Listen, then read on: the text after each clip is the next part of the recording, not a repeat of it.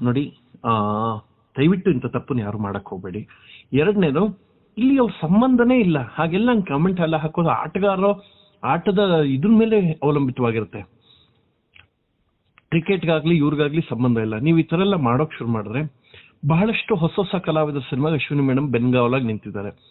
ಅವ್ರಿಗೆ ಯಾವತ್ತೋ ಒಂದಿನ ಬೇಸರ ಅಂತ ಅನ್ಸದಿ ಅವ್ರಿಗೆ ನೋಡಿ ಹೊಸ ಸಿನಿಮಾ ಪ್ರೊಡ್ಯೂಸ್ ಮಾಡ್ತಾ ಇದಾರೆ. ಏನನ್ಸುತ್ತೆ ಅಂದ್ರೆ, ನಾವ್ ಎಷ್ಟು ಮಾಡಿದ್ರು ಜನ ಹಿಂಗಾಗ್ತಾರೆ, ನಮ್ಗೆ ಯಾಕೆ ಬೇಕು, ಆರಾಮಾಗಿ ಇದ್ಬಿಡ್ನ ಅಂತ ಯಾವತ್ತೂ ಯಾರು ವಿಚಾರಕ್ಕೆ ಹೋಗೋದ್ ಬೇಡ ನಿಲ್ಸ್ಬಿಟ್ರೆ ಎಷ್ಟೋ ಜನರು ಒಳ್ಳೇದಾಗೋದು ನಿಂತೋಗುತ್ತೆ.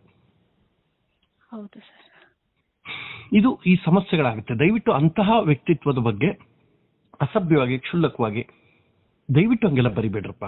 ನಿಮ್ಮಲ್ಲೂ ಹೆಣ್ಮಕ್ಳು ಇರ್ತಾರೆ, ಗೌರವಿಸೋದ್ ಕಲ್ತ್ಕೊಳ್ಳಿ. ಅಂಡ್ ಇದನ್ನ ಮಾಡೋದ್ರಿಂದ ನಿಮ್ಗೆ ಏನ್ ಸಿಗುತ್ತೋ ಗೊತ್ತಿಲ್ಲ. ತುಂಬಾ ಅಂದ್ರೆ ತುಂಬಾ ಅಸಭ್ಯವಾದ ಫೋಟೋ ಎಡಿಟ್ ಮಾಡೋದು ಇವೆಲ್ಲ ನೋಡಿದೀನಿ ನಾನು, ನೋಡಿಲ್ಲ ಅಂತಲ್ಲ, ಬಟ್ ಮನ್ಸಿಗೆ ತುಂಬಾ ನೋವಾಗುತ್ತೆ. ಅಂಡ್ ಅವ್ರ ಆ ತರ ವ್ಯಕ್ತಿತ್ವದವ್ರು ಅಲ್ರಪ್ಪ ಅಶ್ವಿನಿ ಮೇಡಮ್ ಅವರು. ದಯವಿಟ್ಟು ಹಂಗ್ ಮಾಡಬೇಡಿ. ನನ್ನ ರಿಕ್ವೆಸ್ಟ್ ಮಾಡ್ಕೊಳ್ತೀನಿ. ನಾವು ಯಾರನ್ನೂ ಬ್ಲೇಮ್ ಮಾಡ್ತಾ ಇಲ್ಲ, ಇದರಿಂದ ಯಾರಿದ್ದಾರೆ ಯಾರಿಲ್ಲ ನಾವು ಅದೇನು ಹೇಳ್ತಾ ಇಲ್ಲ. ನೀವು ಅಭಿಮಾನದ ಹೆಸರಲ್ಲಿ ಹಿಂಗ್ ಮಾಡ್ಬೇಡ್ರಪ್ಪ ದಯವಿಟ್ಟು. ಎಲ್ರು ನಮ್ಮವ್ರೆ. ಮೇಡಮ್ ಹೊಸಬ್ರಿಗೆ ಸಿನಿಮಾ ಪ್ರೊಡ್ಯೂಸ್ ಮಾಡ್ತಾ ಇದ್ದಾರೆ ನೋಡಿ, ಅವ್ರ ಮೇಲೆ ಸ್ಟಾರ್ಸ್ ಇದಾರೆ, ಯೋಚನೆ ಮಾಡಿ ಕೂತ್ಕೊಂಡು. ಅದನ್ನ ಬಿಟ್ಟು ಅವರು ಕನ್ನಡ ಚಿತ್ರಕ್ಕೆ ಒಳ್ಳೊಳ್ಳೆ ಸಿನಿಮಾಗಳು ಕೊಡೋಣ ಅಂತ ಭಾರತಮ್ಮ ಅವ್ರು ನಡೆಸ್ಕೊಟ್ಟ ಹಾದಿನ ಮುಂದುವರ್ಸ್ಕೊಂಡು ಹೋಗ್ತಾ ಇದ್ದಾರೆ. ಈಗ ಪುನಃ ನೀವು ಹಾಗೆ ಮಾಡಿದ್ರೆ ಅವ್ರು ಹೇಗ್ ಮಾಡ್ತಾರೆ ಹೇಳಿ, ನೀವೇ ಹೇಳಿ.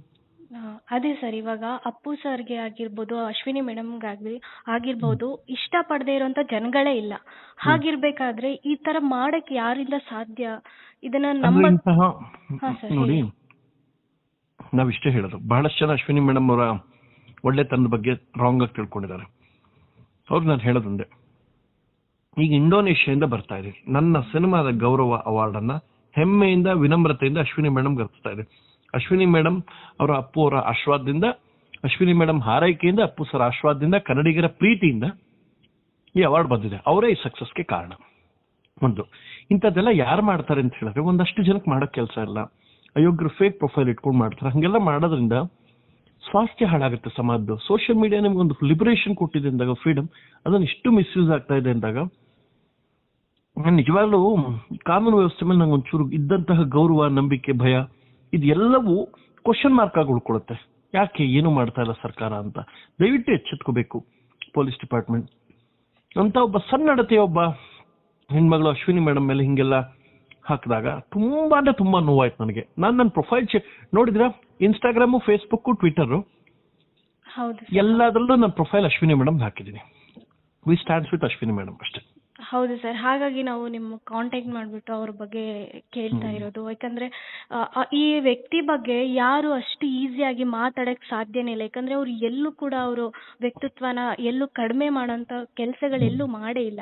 ಹಾಗಿರ್ಬೇಕಾದ್ರೆ ಇವರು ಯಾವುದೋ ಒಂದು ಏನೋ ಯಾವುದೋ ಒಂದು ತಂಡ ಸೋಲ್ತಾ ಇದೆ ಅಂದ ತಕ್ಷಣ ಇವ್ರುಗಳನ್ನೆಲ್ಲ ಈ ಕೆಟ್ಟದಾಗಿ ಕಮೆಂಟ್ ಮಾಡೋದ್ರಿಂದ, ಆಮೇಲೆ ನಮ್ದಲ್ಲಿ ಕನ್ನಡ ಚಿತ್ರರಂಗದಲ್ಲಿ ಒಂದಷ್ಟು ನೆಪೋಟಿಸಮ್ ಇರ್ಬೋದು. ಅಂದ್ರೆ ಯಾವ ತರ ಅಂದ್ರೆ ಗುಂಪುಗಾರಿಕೆಗಳಿದೆ, ಹಂಗಾಗ್ಬಾರ್ದು. ಎಲ್ರು ನಮ್ಮವ್ರೆ ಅಂತ ಬರ್ಬೇಕು. ಎಲ್ಲ ಇಂಡಸ್ಟ್ರಿ ನಮ್ದೇ ರೀ.